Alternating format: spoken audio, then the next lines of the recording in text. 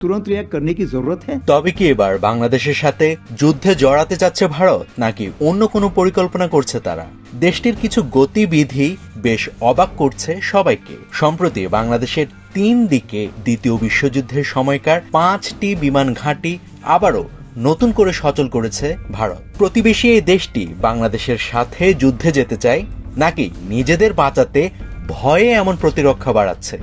চলুন আপনাদেরকে জানানোর চেষ্টা করি। ভারতের পশ্চিমবঙ্গ, আসাম ও ত্রিপুরায় দ্বিতীয় বিশ্বযুদ্ধের সময়কার কয়েকটি পরিত্যক্ত বিমান ঘাঁটি পুনরায় চালু করার পরিকল্পনা করেছে কেন্দ্রীয় সরকার। কিন্তু এর কারণ কি? টাইমস অব ইন্ডিয়া জানিয়েছে, বাংলাদেশের সীমান্তবর্তী রাজ্যগুলোতে আঞ্চলিক যোগাযোগ বাড়ানোর লক্ষ্যে এই উদ্যোগ নেওয়া হচ্ছে। প্রতিবেদনে বলা হয়েছে, মূলত শিলিগুড়ি চিকেন নেকের নিরাপত্তা আরও বাড়াতেই এমন উদ্যোগ নেওয়া হচ্ছে। গত 1 বছরে বাংলাদেশ থেকে একাধিকবার ভারতের উত্তর পূর্বাঞ্চলকে মূল ভূখণ্ড থেকে বিচ্ছিন্ন করে দেওয়ার কথা বলা হয়েছিল। তাহলে কি ভয় পাচ্ছে ভারত? কারণ এমন এক সময় তাদের এই উদ্যোগের কথা জানা যাচ্ছে যখন প্রতিবেশী বাংলাদেশের সঙ্গে ভারতের সম্পর্ক ইতিহাসের সর্বনিম্ন স্তরে পৌঁছেছে। এদিকে টাইমস অফ ইন্ডিয়া আরও বলছে, সম্প্রতি বাংলাদেশ রংপুর বিভাগের লালমনিরহাট বিমান ঘাঁটি পুনর্নির্মাণের উদ্যোগ নিয়েছে। এই বিমান ঘাঁটি ভারতের কৌশলগত স্পর্শকাতর শিলিগুড়ি করিডোরের কাছাকাছি অবস্থিত। এই করিডোর চিকেন স্নেক নামে পরিচিত এবং সরু এই ভূখণ্ড উত্তর পূর্ব ভারতের সঙ্গে মূল ভূখণ্ডের একমাত্র স্থল সংযোগ।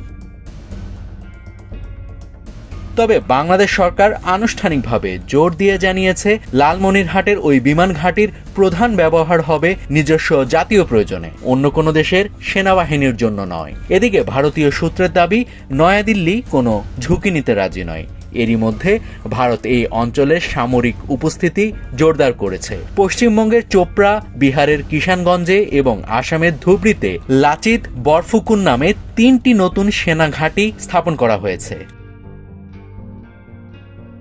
তাছাড়া যে বিমান ঘাঁটিগুলো সংস্কার করা হবে সেগুলো হচ্ছে জলপাইগুড়ির আমবাড়ি ও পাঙ্গা, দক্ষিণ দিনাজপুরের বালুরঘাট, মালদহের ঝালঝালিয়া এবং আসামের ধুবড়ী। এর পাশাপাশি কোচবিহার এবং আসামের কোকরাঝাড় জেলার রূপসী ইতিমধ্যে চালু হয়েছে। Airports authority of India AI পশ্চিমবঙ্গের বিমান ক্ষেত্রগুলোর দায়িত্ব রাজ্য সরকারের হাতে তুলে দিয়েছে।